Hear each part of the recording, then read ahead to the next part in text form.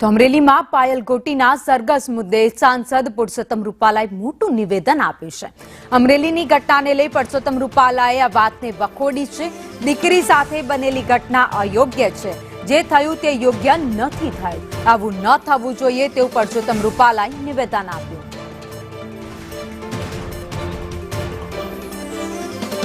અમરેલીમાં જે લેટરકાંડ સર્જાયો ત્યારબાદ રાજનીતિ ગરમાયેલી છે, સામસામે નિવેદનબાજી થઈ રહી છે। ત્યારે હવે સાંસદ પુરુષોત્તમ રૂપાલા મેદાને આવ્યા છે। તેમણે પણ નિવેદન આપ્યું છે કે દીકરી સાથે જે થયું છે તે યોગ્ય નથી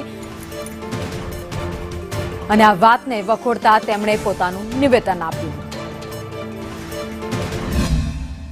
એમાં પોલીસે ઉતાવળ કરેલી છે। દીકરીની સાથેનો પોલીસનો વ્યવહાર યોગ્ય નથી। વિપક્ષ માટે એમનું કામ છે એ કરે, એ અલગ વિષય છે, પણ આખા એ પ્રકરણને બે દ્રષ્ટિએ જોવાની આવશ્યકતા હતી। એને બદલે એને એક તરફ લઈ જવા માટેનો પ્રયાસ થઈ રહ્યો છે, તે યોગ્ય નથી।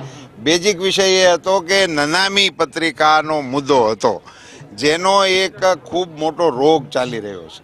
એની સામેના આ વિષયની તપાસમાંથી એ તપાસના કારણે જે પ્રશ્ન ઊભો થયો છે એને મુખ્ય પ્રશ્ન બનાવવાનું કોંગ્રેસનું આયોજન એ આપણી સમજની બહાર। પોલીસ અધિકારી આપણા એસપીએ એને માટેની કમિટી નિમી દીધી છે અને એમાંથી મને શ્રદ્ધા છે કે યોગ્ય કાર્યવાહી થશે।